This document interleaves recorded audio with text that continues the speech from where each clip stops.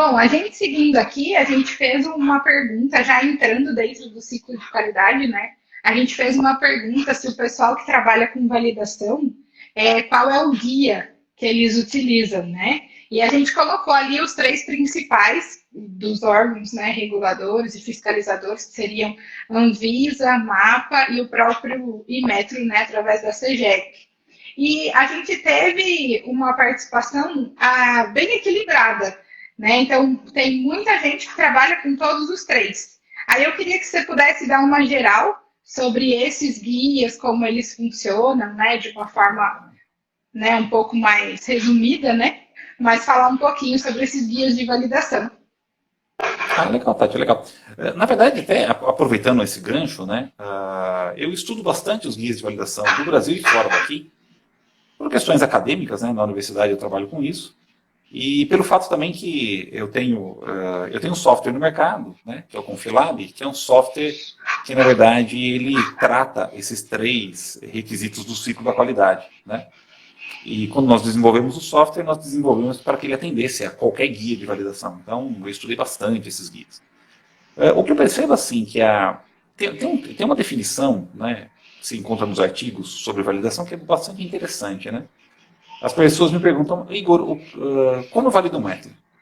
E a resposta é, depende do método, né? Porque na literatura internacional você encontra a seguinte frase que eu acho bem bacana. Eles dizem o seguinte: a validação ela deve ser fit for the purpose, ajustada ao uso, né? Porque é muito diferente você validar um método, por exemplo, para análise de solos para fins de correção agronômica, onde você tem um monte de método que é titulométrico, métodos que têm uma variabilidade enorme, né? E, e você pode ter uma variabilidade enorme, porque o agrônomo, quando vai analisar um solo, um boro em solo, por exemplo, né? A variabilidade do boro no solo é muito, assim, pode ser muito grande, né? Então pode, assim, um número aleatório, né? Eles falam mais ou menos assim que o boro de 1 a 10, por exemplo, é baixo, né?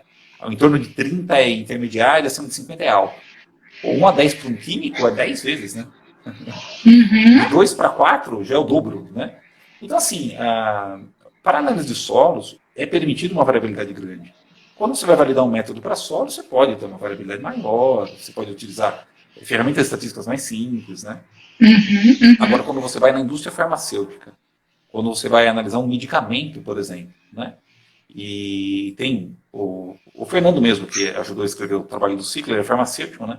Ele me dizia que algumas fórmulas farmacêuticas, como anticonvulsivantes, por exemplo, a concentração terapêutica e a tóxica são muito próximas entre si. Então, a variabilidade do teor do princípio ativo no medicamento, ela não pode ser muito grande, né? Então, por isso que na área farmacêutica tem a RDC 166 e o Guia 10, né? Que é um guia bastante extenso e bastante radical, assim, radical não, né? Bastante firme, né? Com bastante critérios e parâmetros de validação pela característica do método de ensaio. Então, assim, se você Exato. colocar uma pessoa da área ambiental que valida métodos, uma pessoa da área farmacêutica que valida métodos, uma pessoa da área de alimentos que valida métodos, e colocar os três numa sala, eles vão brigar.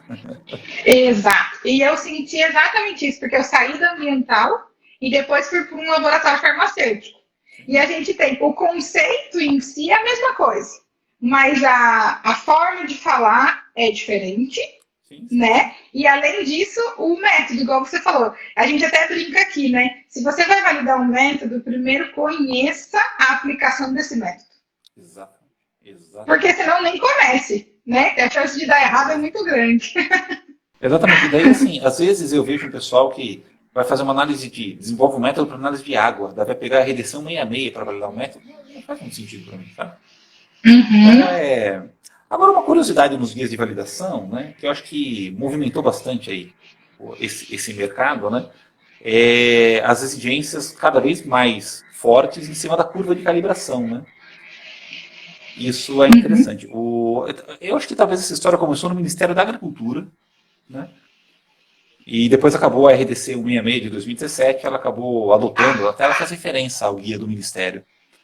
E hoje tem aquele conceito, é um conceito que eu acho bem legal, não é tão complexo assim de entender, mas é um conceito legal, E quando você faz uma curva de calibração, de você avaliar, por exemplo, se os resíduos são homocedásticos ou heterocedásticos, né? Isso Um aí palavrão, né? não é palavrão. Eu acho muito legal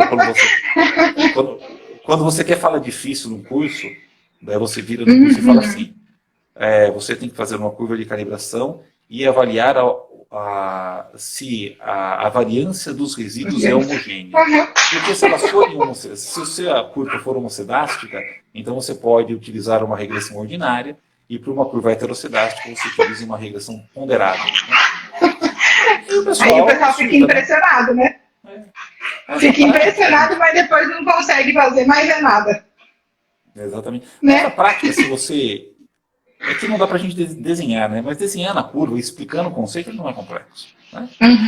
Na verdade, é uma característica do seu conjunto de dados, né? Ser homocedástico ou ser heterocedástico. Se for homocedástico, faz uma regressão ordinária, que você ajusta o ângulo da curva pelo centro. E na regressão ponderada, né? Você pondera, ajusta o ângulo da curva pelo ponto de menor dispersão, que geralmente é o ponto mais baixo. Né?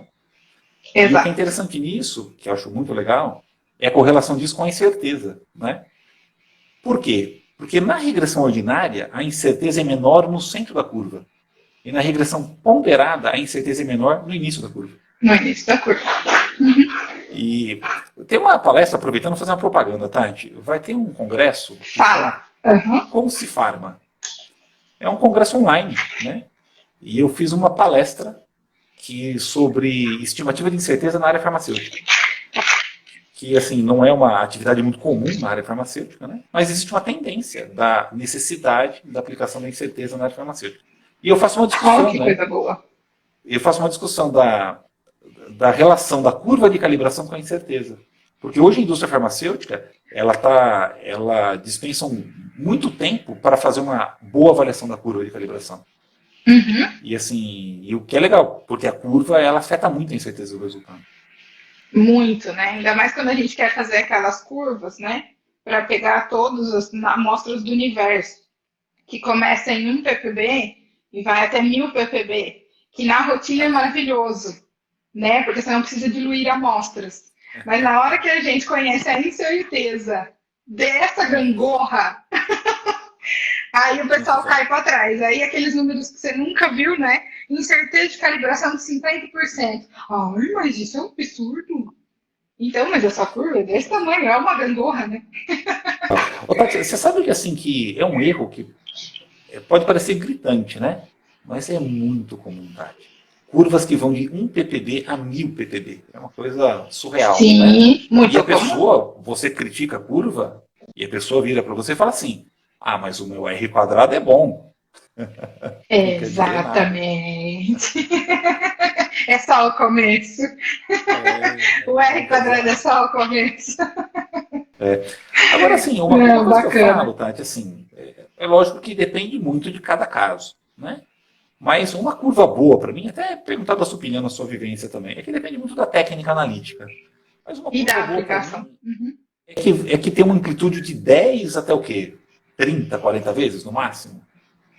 A gente sempre tem que. A gente brinca aqui que é compromisso-benefício, né? Porque a gente sabe que a rotina de muitos laboratórios é muito pesada. Então, se você tiver que entrar com 50% das suas amostras em processo de diluição, também é crítico para o funcionamento do laboratório. Então, a gente equilibra a aplicação de acordo com o segmento e de acordo com a forma como o laboratório funciona.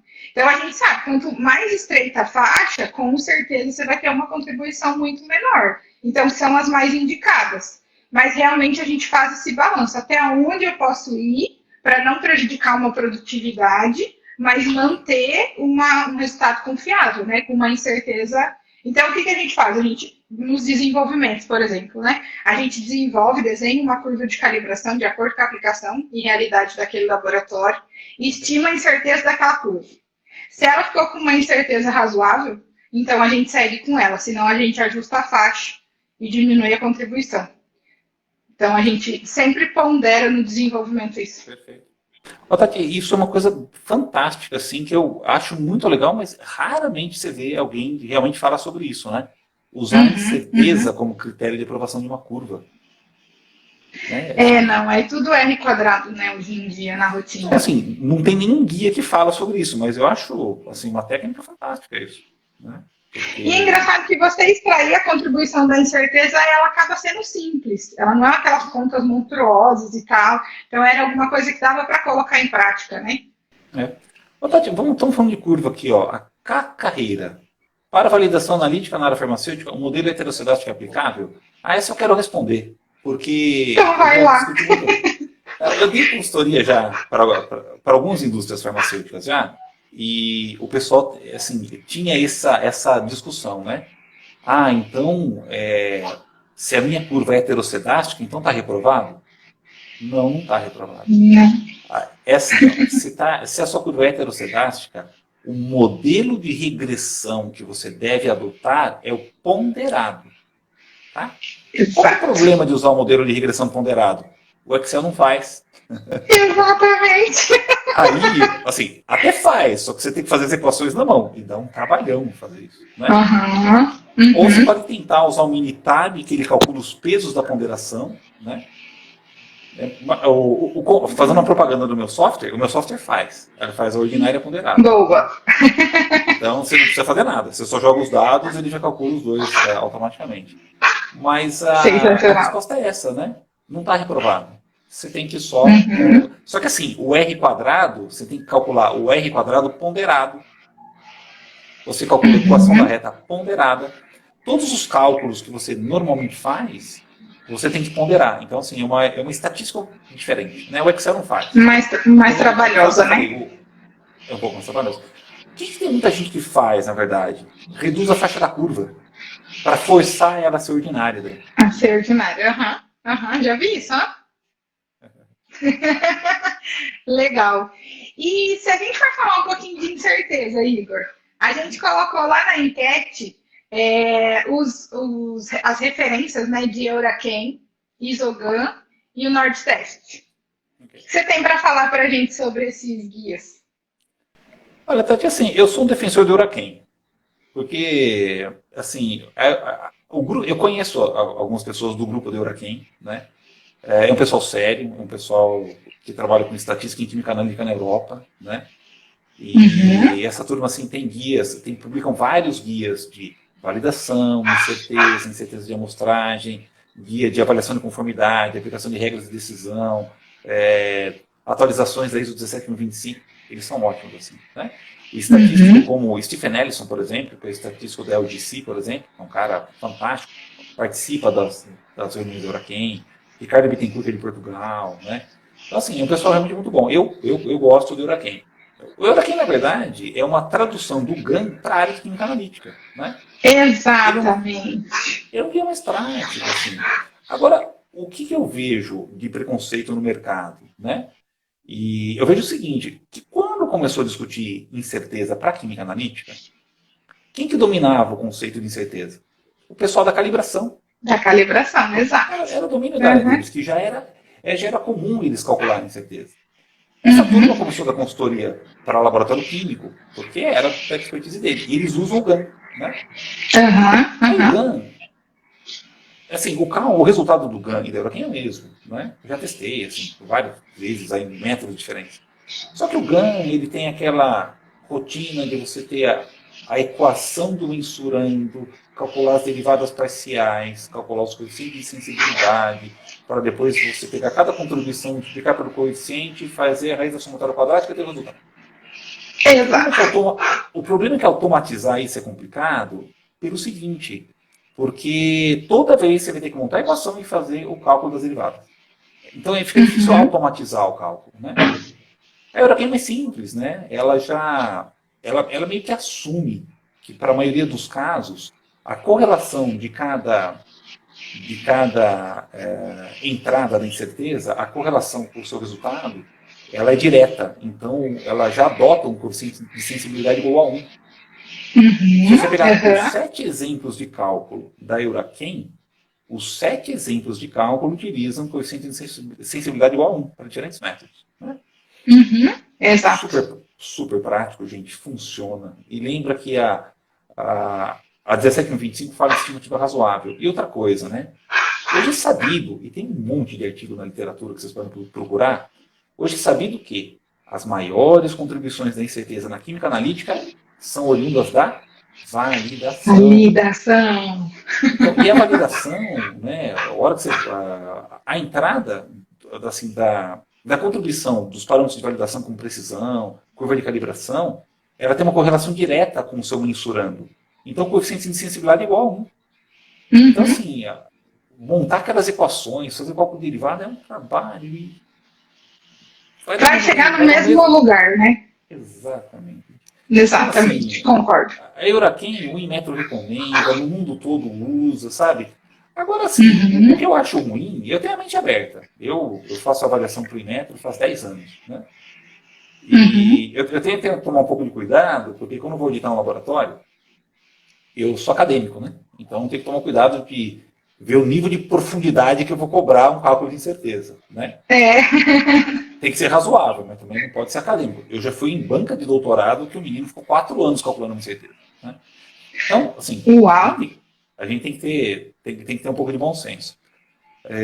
Mas eu sou aberto, assim. A pessoa fez pelo ganho, legal. Ver se os cálculos estão corretos e tal. Fez pelo Euraquen, beleza. Tem um método de grading, por exemplo. Não é tão comum no Brasil, mas assim, o pessoal pode usar. Nordeste também.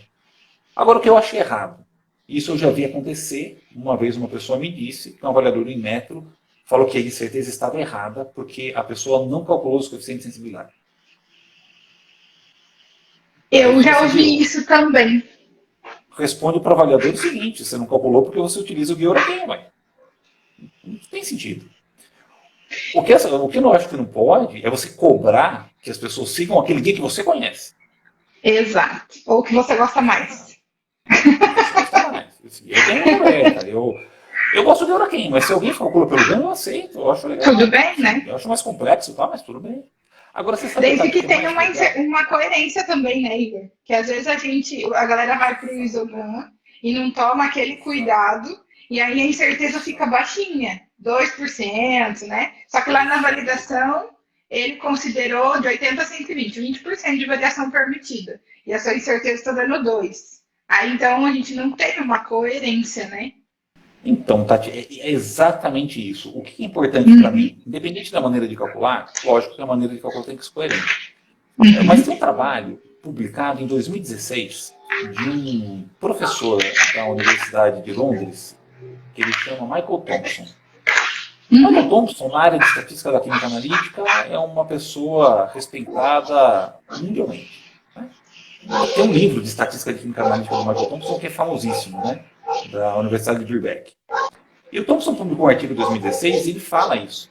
Ele fala que ele sente, né, ele é um especialista na área de estatística para laboratórios e tal, e ele sentia que muitas vezes uma aplicação indevida da estatística na incerteza se tornou contraproducente o cálculo dela. E daí tem coisas simples que as pessoas deixam de fazer. Como, por exemplo, por que você não compara o tamanho da sua incerteza com a variabilidade natural da sua carta de controle? Exatamente. Porque isso é muito comum, Tati. Eu vou no laboratório, a pessoa calcula a incerteza do método titulométrico. Ela fala para mim, a minha incerteza é 2%. 2%? 2? Métrico? Tá. Deixa eu ver sua carta de controle. Aí você pega a variabilidade natural da carta e a variabilidade natural da carta varia 20%. Exato. Se a variabilidade natural do seu processo é 20, com certeza é 2. Exatamente. E aí então alguma coisa ficou de fora, né? Alguma coisa estranha. E aí tem um outro conceito legal, Tati, que é até uma das perguntinhas lá, né? Que nós fizemos, que falava sobre a relação de variabilidade da incerteza e carta de controle. Algumas pessoas me perguntam assim, até um avaliador de método uma vez me perguntou, ele me falou assim, mas Igor, a variação da carta de controle não é a variabilidade do meu processo? E eu respondi sim, é a variabilidade do seu processo. Bom, pois bem, então só a variação da carta de controle já não é a minha incerteza? Pergunta interessante. Quase. Por que quase? Porque é o seguinte, a variabilidade da sua carta de controle é a variabilidade do seu processo dentro de um tempo finito. O que é incerteza? É a maior variabilidade do seu resultado dentro de um tempo infinito. Em outras palavras, a variabilidade da sua carta tem que estar dentro da sua incerteza. Via de regra, a sua incerteza vai ser maior do que a variabilidade natural da sua carta. Exato. Essa é a lógica. Mesmo porque com o tempo faz mais vezes, ele vai ficando mais habilidoso. E até a contribuição do pessoal, você vai percebendo que a carta ela vai ficando com uma variabilidade menor ao longo do tempo. Mudou a equipe toda, já dispersa novamente. Então, fica fácil você ver algumas evidências ali. Não, sim. Mas e a carta de controle é um termômetro para isso, né? E até uma coisa que é legal nas perguntas, tá, que foi colocado assim, ó. Se as pessoas atualizam as incertezas, né? Isso, que é a próxima questão. Você já atualizou sua incerteza de medição alguma vez? Igor, 59% do pessoal que respondeu falou que nunca atualizou. Tá vendo? Só que eu vi que 70% sabe que a carta de controle tem uma relação com a incerteza. Exatamente. O que você fala pra gente? Precisa atualizar ou não? Com certeza. Aí, às vezes as pessoas me perguntam, de quanto tempo? Não tem data. O que acontece, na verdade, é o seguinte, a carta é o seu termômetro. Se você percebe que a variabilidade da carta está aumentando, naturalmente sua incerteza está aumentando. Então, ele é um indicador para recalcular a incerteza. Ah, não, minha carta está sob controle. Né? Os limites dela não estão sendo alterados. Bom, então, a sua incerteza significa que ela está sob controle. Ou se a carta, os seus dados estão melhorando, né, pela habilidade do analista, sua incerteza está reduzindo. O que acontece, o Guia Oraken e a própria ISO 17025, na ISO 17025 tem uma nota, que ela diz assim, se você tiver o seu processo sob controle, não é necessário calcular a incerteza para cada resultado. Está na própria ISO 17025. Né? Está no Guia Oraken também. Então, assim, o que é ter o processo sob controle? É ver se a carta de controle está sob controle, né? A variabilidade dela está uma variabilidade normal. E aí, deixa eu acalmar o pessoal, que aí a parte de carta de controle, nós vamos fazer uma próxima live só para falar dela, né?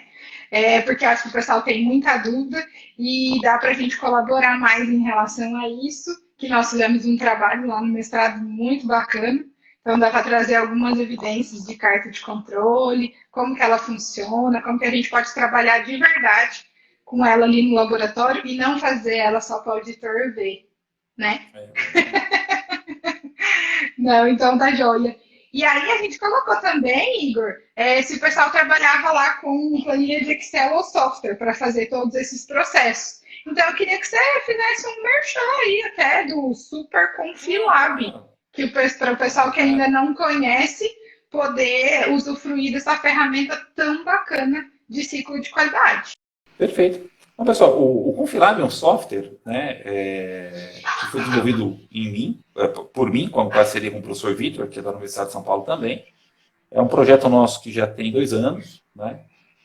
Na verdade, ele tem 3 módulos. Né? Você pode comprar os módulos separadamente ou os 3 módulos em conjunto.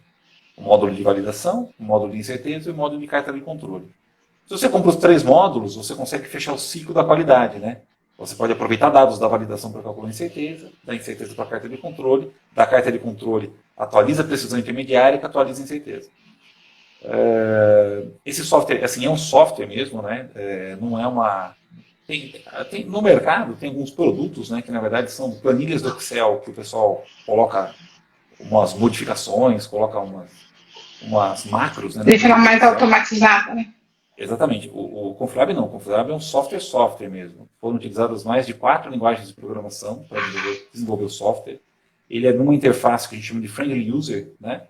Ou seja, o software, ele é diferente daqueles softwares de estatística que você compra o software e tem que fazer um curso do software depois, né?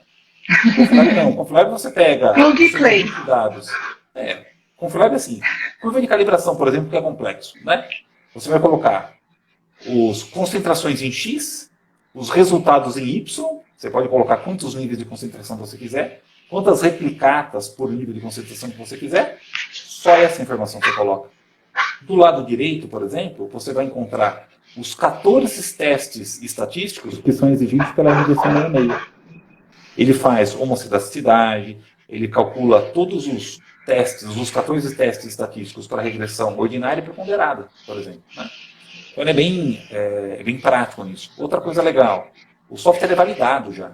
O Conflab, resumindo, friendly user. Você joga seus resultados e ele calcula, né? Para qualquer guia de validação.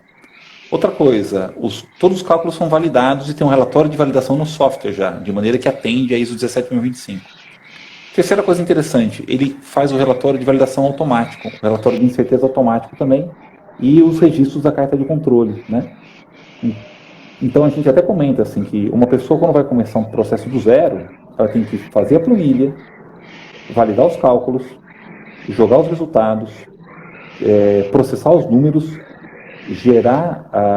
pegar esses números, jogar no Word, fazer um relatório de validação e finalizar o processo. Com o Conflab não.